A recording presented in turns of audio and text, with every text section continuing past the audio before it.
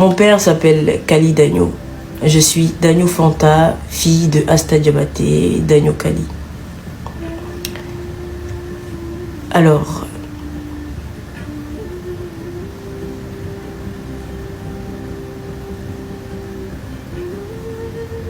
il fallait manger avant.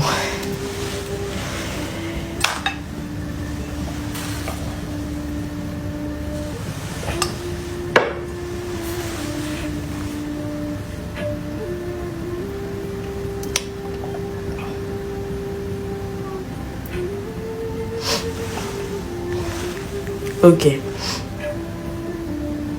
Je suis Dagno Fanta, fille de Asta Diabaté, Dagno Kali. Mon père, c'était mon meilleur ami. Mon père, c'était mon meilleur pote. Je suis la dernière de la famille. Je suis Lagaré Falma Pire. La dernière de la famille. Mais en même temps, la maman de tout le monde. D'accord? Alors, le 4 août 2020, mais avant le 4 août 2020, c'était le mois dans lequel j'étais en train de passer le bac. Je passais le bac avec conviction et je ne dormais pas les soirs parce que je passais mon temps à étudier. Je passais mon temps à bosser, je passais mon temps à travailler.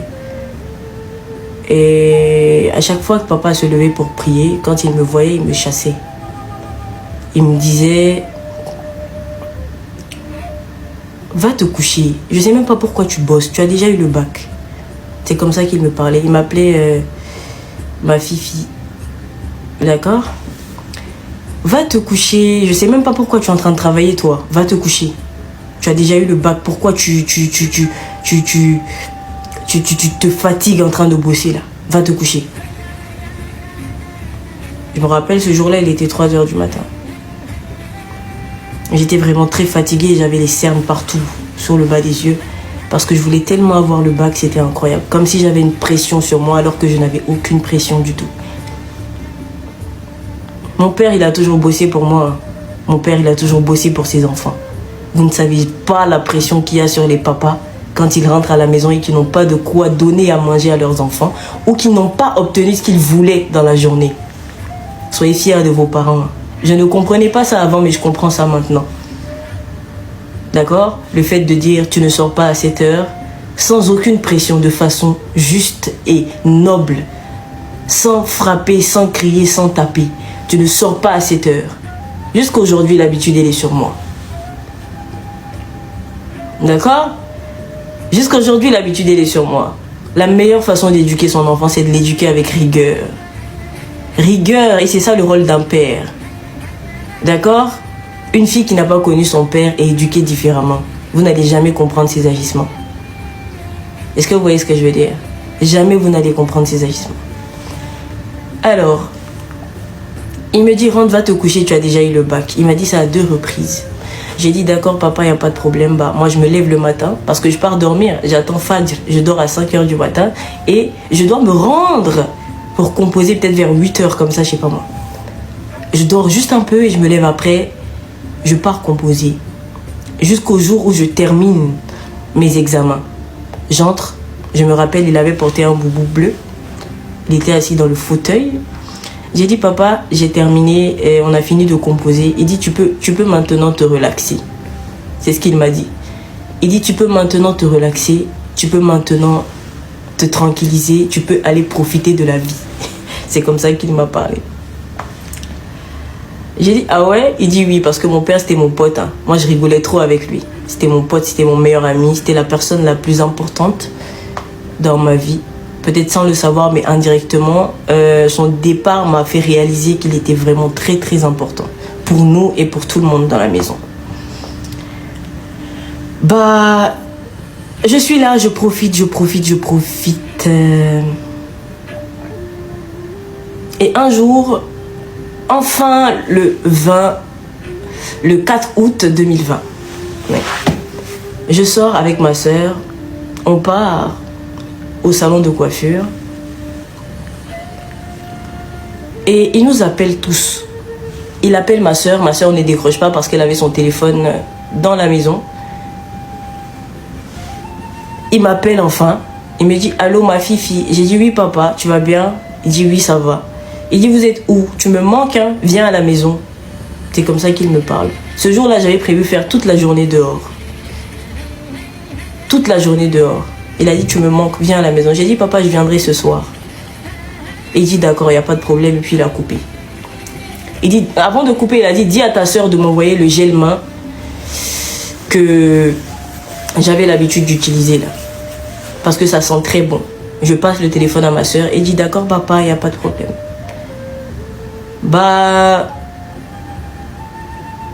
Je suis là. Et tout d'un coup, j'ai envie d'entrer à la maison. Mais qu'est-ce que je fais? Je prévois marcher, hein, parce que c'est pas loin de la maison. C'était au Carrefour. Je crois que c'était le salon de coiffure, c'était au Remblai. Arrivé à la maison.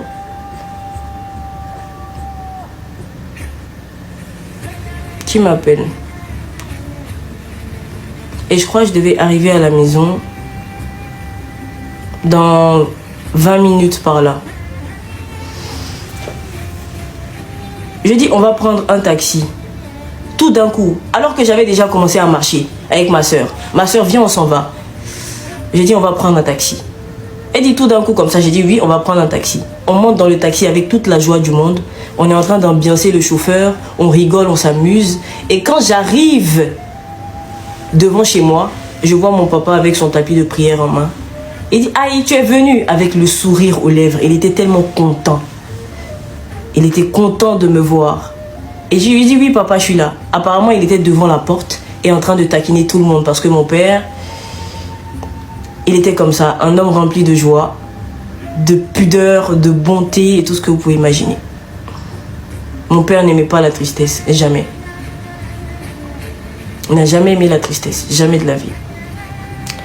Et quand il me voit, il est content, il est heureux, il est devant la porte, tranquillement.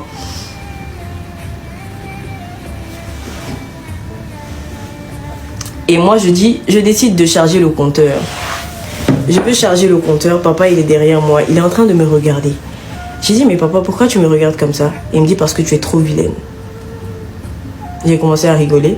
Papa, pourquoi tu me regardes comme ça? Il dit, parce que tu es trop vilaine. J'ai dit, ah ouais? Il dit, moi, je suis la plus belle de cette famille. Qu'est-ce que tu me racontes? Je suis la plus belle de cette famille. Qu'est-ce que tu me racontes? Et il est derrière moi. Pendant qu'il est derrière moi, je sens qu'il me fixe. Il me regarde, il me regarde, il me regarde. Je ne comprenais pas son regard. Mais j'ai pas tardé là-dessus. J'entre maintenant à la maison pendant qu'il est derrière moi. J'arrive et je trouve son boubou et son chapeau. Je porte son boubou, je porte son chapeau et je commence à taquiner ma mère. Je commence à faire la comédie. Je fais la comédie et maman dit, Fifi, arrête de me fatiguer, je n'aime pas ça. Il arrive derrière moi, mon père, il entre maintenant dans la maison. Il entre dans la maison et puis il dit, arrête de fatiguer ma femme, je n'aime pas ça, hein. Et puis sa dernière phrase qu'il a eu à me dire, vous savez c'est quoi? Il dit Laralarato. Il dit Laralarato. Il dit, je n'aime pas tes bêtises. En rigolant, arrête de fatiguer ma femme, hein, Laralaraton. Il dit, il faut garder Boubou là. C'est comme ça qu'il me parle. Il dit, il faut garder Boubou là. Et puis il rentre dans la maison. Quand il entre dans la chambre, voilà le fauteuil, voilà la chambre là. Et moi, directement, je m'assois dans le fauteuil. Et écoutez, hein, avant qu'il entre dans la chambre, son téléphone sonne. Quelqu'un l'appelle. Il a encore son tapis en main, son chapelet, et puis il entre dans la chambre. D'accord? Quand il entre dans la chambre, je suis assise, et puis j'entends, même pas une seconde, son téléphone a sonné, même pas une seconde. Il entre dans la chambre, et puis j'entends, vous voyez ce bruit-là? Je ne sais pas si vous voyez ce que c'est. Vous voyez ce bruit-là? Ça, c'est... Je sais pas ce que c'est, mais bon, avec mon esprit d'enfant, qu'est-ce que je dis? Je dis, maman, papa est en train de boire les boissons gazeuses alors qu'on lui a interdit ça à l'hôpital. Pourquoi il est en train de boire ça? Pourquoi il continue à boire les boissons gazeuses alors qu'on l'a interdit? Je vais prendre ma part. Et c'est comme ça. Quand je dis je vais prendre ma part, je sais pas, mais quelque chose me force à rester à ma place. Faut pas que je bouge. Tu vois? Mais quand même, ma curiosité me fait me lever et je vais dans la chambre. Je vais trouver mon papa, il est allongé sur le lit. Son téléphone est encore en marche. La personne est en train de dire allô, allô. Et lui, il est couché de façon anormale. Il est couché de façon anormale. Et vous savez quoi? Il souriait. Mon père, il souriait. Jusqu'à ce qu'on l'envoie à la morgue. Il était en train de sourire. La vie de ma mère, la personne qui va dire qu'il ne croit pas en Allah subhanahu wa ta'ala, c'est un menteur. La personne qui va dire qu'il ne croit pas en l'existence de Dieu, c'est un menteur. Dieu a dit quand il vient prendre les bonnes âmes, c'est comme ça que ça se passe. Dieu, il a dit quand il vient prendre les bonnes âmes, c'est comme ça que ça se passe. Quand j'arrive, je vois mon père. Moi, j'ai même pas eu besoin de parler.